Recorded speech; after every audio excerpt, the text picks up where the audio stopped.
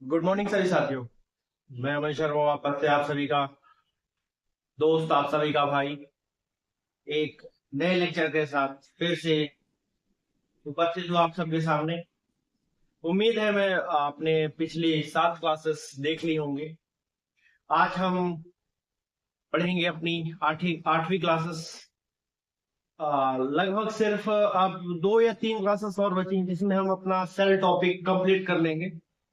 Cell topic biology का सबसे बड़ा टॉपिक है और सबसे इंपॉर्टेंट टॉपिक है, बेसिक टॉपिक है, सबसे रूट टॉपिक बोल सकते हैं, बायोलॉजी की जड़ बोल सकते हैं। हम लगभग 30% कवर कर लेंगे अगर हमारा सेल टॉपिक कंप्लीट हो जाएगा तो, जो कि सभी लोग पहले सेल टॉपिक नहीं लेते हैं, लेकिन हम सेल टॉपिक सबसे पहला टॉपिक है हमारा, जिसमें से हमने काफी सारी चीजें कवर कर ली हैं। सेल के अंदर की चीजें और उनके बारे में एक एक पार्टिकल से एक मेंबर के बारे में डिटेल हमने पढ़ लिया है। तो आज अब हम और अंदर चल रहे हैं, न्यूक्लियस न्यूक्लियस के अंदर चल रहे हैं। जैसा कि मैंने पिछली क्लास में आपको बता दिया था कि न्यूक्लियस के अंदर क्रोमोसोम होता है, क्रोमोसोम के अंदर डीएनए, डीएनए के अंदर जीन होते हैं। तो हाँ, हम न्यूक्लियस के अंदर आज हम डिस्कस करेंगे क्रोमोसोम के बारे में। आपने टॉपिक पीछे देख लिया होगा। तो क्रोमोसोम क्रोमोसोम मतलब गुणसूत्र। गुणसूत्र से साफ साफ समझ में आ रहा है, गुण मतलब जो भी गुण होते हैं, और गुणों का सूत्र क्रोमोसोम। तो इन मानव के अंदर कैसे और कहां से आते। तो चलिए शुरुआत करते हैं क्लास की। तो हमने पढ़ लिया था, ये सेल है। सेल के अंदर और भी सारी चीजें पाई जाती हैं, लेकिन आज हम डिस्कस करेंगे न्यूक्लियस के बारे में। न्यूक्लियस के बारे में न्यूक्लियस के अंदर पाया जाता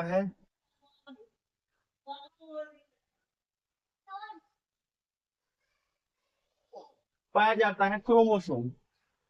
क्रोमोसोम के अंदर पाया जाता है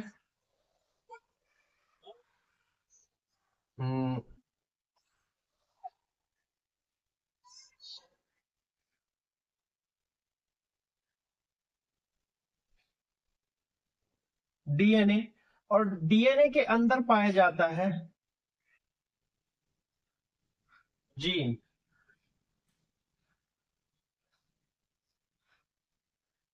जीन कुछ इस प्रकार से। तो हमने पिछली क्लासेस में सारी चीजें डिस्कस कर ली थी। तो जो क्रोमोसोम होता है, जो गुणसूत्र होता है, वह निर्धारण करता है किस चीज का, मानव के शरीर का। तो क्या क्रोमोसोम कितने होते हैं? मैंने आपको पढ़ाया था क्रोमोसोम कितने होते हैं। क्रोमोसोम होते हैं जोड़े में 23, और ऐसे देखा जाए तो 46। एक जोड़े में 23, तो जोड़ा मतलब दो, पेयर मतलब दो, तो 23 का डबल 46। 23 और 46। तो जो हमारा न्यूक्लियस होता है, तो क्या बता सकते हैं न्यूक्लियस की खोज किसने की थी? ब्राउन ने, रॉबर्ट ब्राउन ने। फिर उसके बाद क्रोमोसोम की खोज वॉल्डेयर ने वॉल्डेयर ने की थी। फिर डीएनए की खोज डीएनए की खोज कार्ल्सबर्ग ने की थी, और जीन की खोज कार्ल्सबर्ग ने, और जीन की खोज जोहानसन ने की थी। तो आज हम स्पेसिफिक स्पेसिफिक पढ़ेंगे क्रोमोसोम के बारे में, जो कि मैंने इसमें डिटेल पे मैंने फर्स्ट क्लिप पे ही नोट का वो लगा दिया है, जिसमें आप नोट्स देख सकते हैं, और नोट्स आपको काफी मदद करेंगे। तो उम्मीद है आप नोट्स को देखें। जब आप इसको एक बार पढ़ लेंगे, उसके बाद जब आप नोट्स को ओपन करेंगे, तो आपको बहुत ही ज्यादा हेल्प होगी। आपको सारी चीजें बिल्कुल क्रिस्टल क्लियर हो जाएंगी। ये बिल्कुल मेरा वादा है आपसे। तो क्रोमोसोम क्रोमोसोम पेयर में कितने होते हैं? 23। और उसके बाद अलग से किया जाए तो 46। तो आज हम बेसिकली क्रोमोसोम के बारे में पढ़ने वाले हैं। तो चलिए अब हम क्रोमोसोम का डिजाइन तैयार करते हैं, उसके बाद फिर हम क्रोमोसोम को पढ़ेंगे।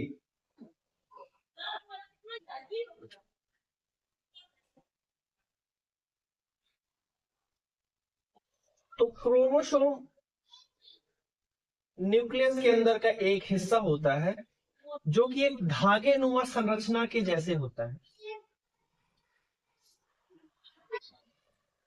धागे नुमा संरचना से जैसा होता है क्रोमोसोम। क्रोमोसोम हिस्टोन प्रोटीन से बनता है।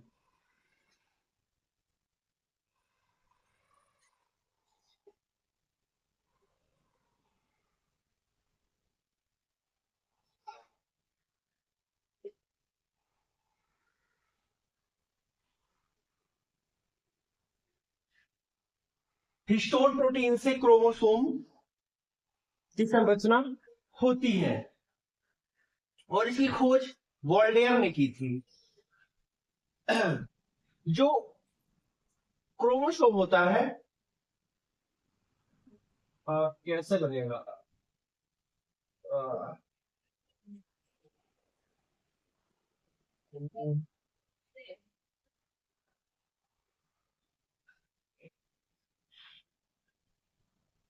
कुछ इस प्रकार का। तो क्रोमोसोम कुछ इस तरह से होता है, वो बिल्कुल धागेनुमा संरचना से गुथा हुआ रहता है। तो इसके ऊपरी हिस्से को, क्रोमोसोम के ऊपरी हिस्से को, जैसे कि हम लोग को, हमारे जो वैज्ञानिक हैं, इसरो के वैज्ञानिक हैं, नासा के वैज्ञानिक हैं, उनको चांद पर अगर जाना है या फिर पृथ्वी का अध्ययन करना है, कुछ भी चीजें और दूसरे ग्रहों का अध्ययन करना है, तो वो अपने धरती से क्या लॉन्च करते हैं? सैटेलाइट्स लॉन्च करते हैं। सारी चीजें सैटेलाइट्स लॉन्च करते हैं। सैटेलाइट्स कहाँ लॉन्च करते हैं? ऊपर की ओर। आप चीजों को समझने की कोशिश कीजिएगा। सैटेलाइट्स को ऊपर की ओर लॉन्च करते हैं, तो वो ऊपर जाता है। उसी प्रकार जैसे कि ये क्रोमोसोम का ऊपरी हिस्सा है, तो ऊपरी हिस्से को बोलते हैं सैटेलाइट।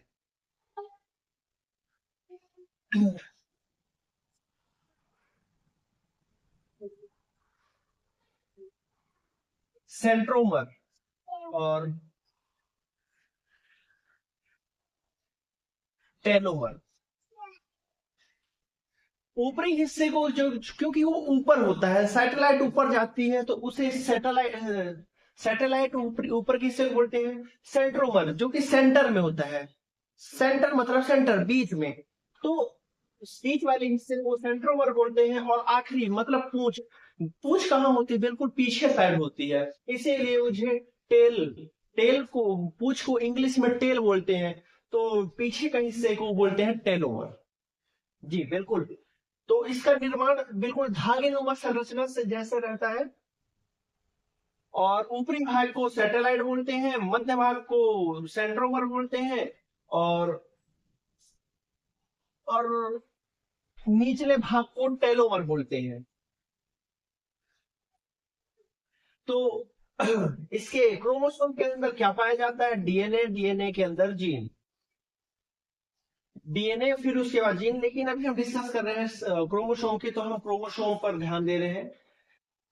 यही जो ये जो क्रोमोसोम होता है, ये जोड़े में 23 होता है और गिनती में 46 होता है। तो क्या मेल के अंदर,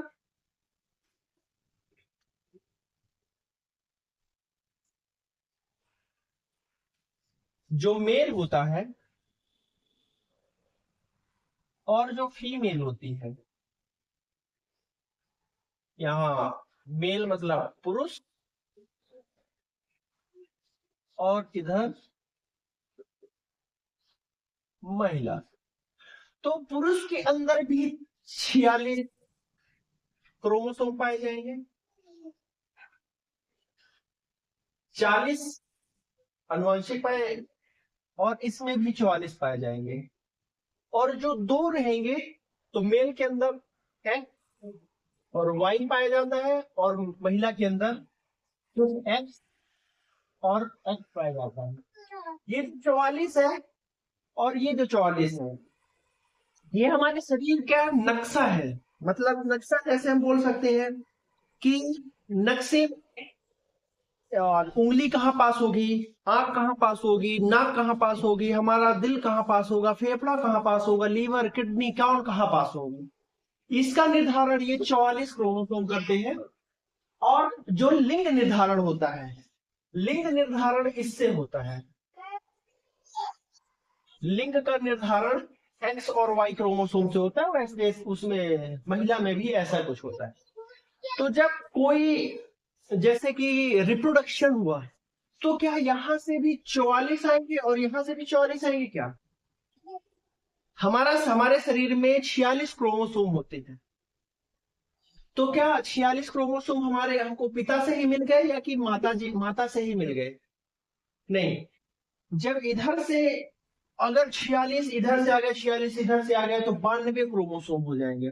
और जब 92 क्रोमोसोम हो जाएंगे तो जो भी इंसान होगा, जो भी बच्चा होगा, वो तो बिल्कुल दैत्य के जैसे दिखने लगेगा। 10 हाथ 20 हाथ होंगे उसके, बड़ा सा शरीर होगा, बड़ा बेडोल सा शरीर होगा, ऐसा कुछ। जैसा कि आपने देखा होगा कुछ लोग छांगुर होते हैं जिनकी 6 उंगलियां होती हैं, तो और कुछ नहीं, उनके क्रोमोसोम में उतार चढ़ाव हो जाता है। उतार चढ़ाव, कोई एक क्रोमोसोम एक्स्ट्रा आ गया, उसी के कारण से उनके एक एक्स्ट्रा उंगली निकल जाती है। देखिए होंगे बहुत से न्यूज में भी सुना होगा आपने कि बहुत किसी बच्चे के बच्चा पूंछ के साथ पैदा हुआ तो उसको हनुमान जी बना दिया जाता है, उसको हनुमान जी बना दिया जाता है। लेकिन ऐसा कुछ भी नहीं है साथियों, सिर्फ और सिर्फ वो क्रोमोसोम के बढ़ने घटने के कारण होता है ये सारी चीजें। कोई एक क्रोमोसोम एक्स्ट्रा हुआ उसके शरीर में तो उसके पूंछ निकल आई या फिर पंख निकल आए, ऐसा कुछ। तो मान के चलिए कि कोई भी पहले एक, अगर उसके कुछ भी अलग एक्स्ट्रा होता है शरीर में, पहली बात तो वो इस दुनिया में सरवाइव नहीं कर पाएगा, सरवाइव नहीं कर पाएगा। लेकिन अगर सरवाइव किया और वो मान लीजिए किसी के पंख निकल आए, किसी के पंख निकाला है, वो सरवाइव कर गया इस दुनिया में, उड़ने लगा वो, तो उसके उसके भी उसका भी आगे वंश बढ़ा, उनके भी पंख हुए। तो जब आज से 1000 साल बाद अपन देखेंगे, 1000 साल बाद, कोई चीज एक दिन में नहीं होती है, धीरे धीरे होती है। जब 1000 साल बाद होगा तो हमारी भी जनसंख्या बढ़ी हुई होगी और वो पंख वाले मानवों की भी जनसंख्या बड़ी होगी।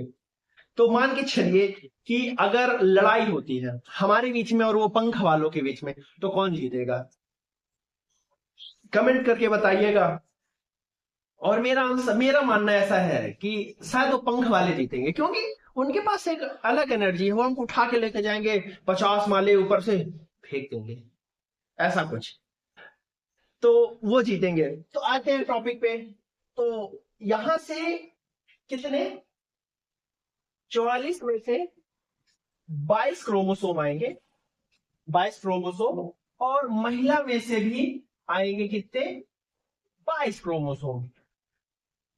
22 क्रोमोसोम इधर से आएंगे, 22 क्रोमोसोम इधर से आएंगे। एक आ, अच्छे मानव, मतलब स्वस्थ मानव के लिए। लेकिन ऊपर नीचे होता है तो किसी के 6 उंगली निकले, किसी के 8 उंगली, तो उसे एक सिंड्रोम बोल दिया जाता है, वो एक तरह की बीमारी बोल सकते हैं।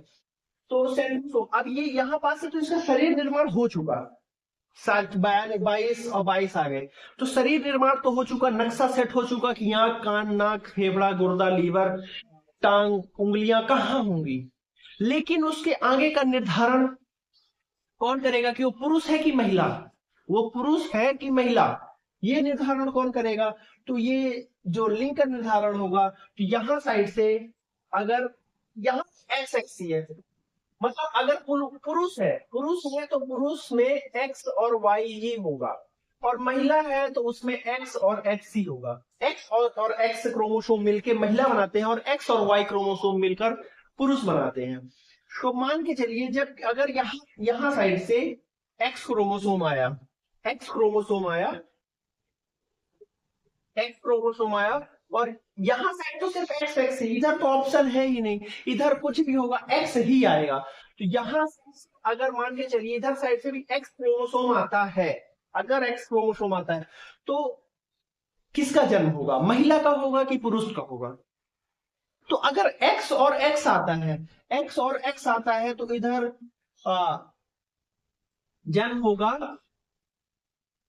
बेबी गर्ल का, एक बच्ची बच्ची जन्म लेगी। लेकिन यहाँ से अगर x की जगह अगर इधर से y आ गया, इधर से y आ गया, और यहां से तो x ही आना है, इधर तो कोई ऑप्शन है ही नहीं, तो इधर x आया, तो x और y मिलके बेबी बेबी बॉय का जन्म होगा, यहाँ बेबी बॉय का ही जन्म होगा।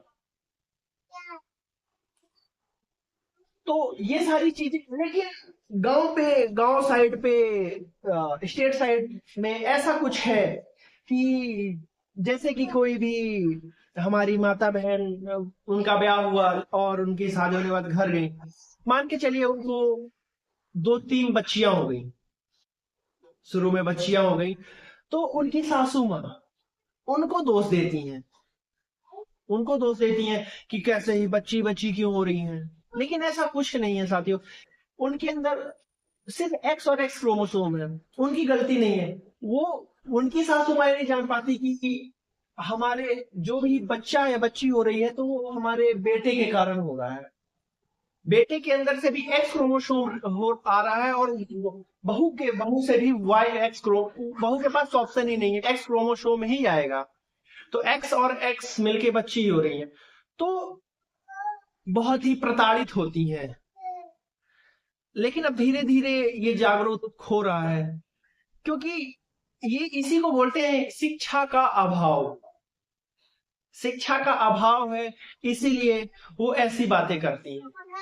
इसीलिए अगर किसी भी देश को कुछ, किसी को भी अगर किसी भी वर्ग को, जाति को, या फिर मैं किसी पर्सनल नहीं जा रहा हूं, अगर उनको तोड़ना है तो सबसे पहले उनसे शिक्षा छीनिए, उसके बाद उनसे पैसा छीनिए, वो ऑलरेडी ही गुलाम हो जाएंगे। जैसा कि आपने देखा होगा, ब्राह्मण हमेशा शुरू से ही शिक्षा उनका पढ़ाना लिखाना उनका काम ही है। तो ब्राह्मण वर्ग को आप बहुत ही कम देखे होंगे कि वो दबे हुए हैं, क्योंकि उनके पास शिक्षा है।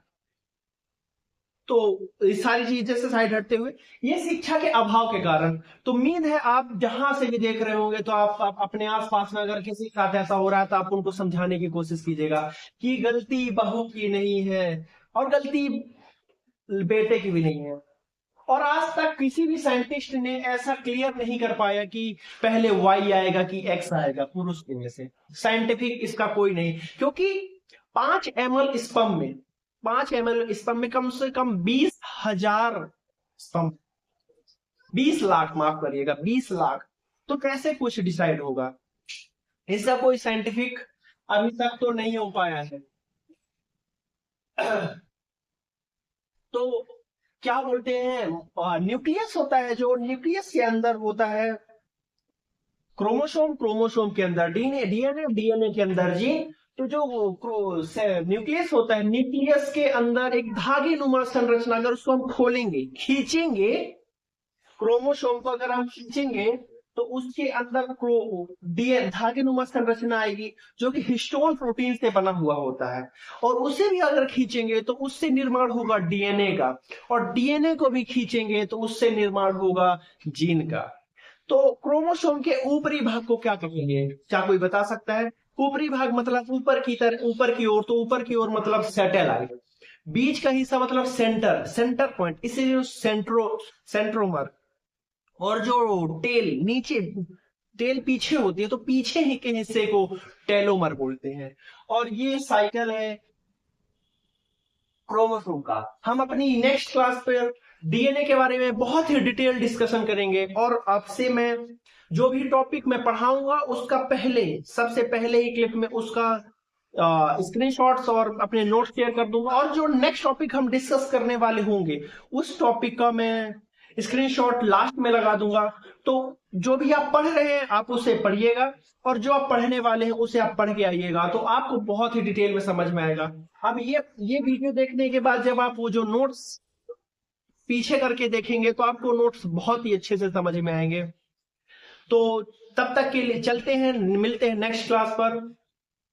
तब तक के लिए अगर आपको ये वीडियो थोड़ा सा भी समझ में आ रहा है और आपको लग रहा है कि मैं आपको संतुष्ट कर पा रहा हूं, आपके डाउट्स क्लियर हो रहे हैं, तो आप प्लीज एक लाइक करके मेरा प्रोत्साहन बढ़ाएं।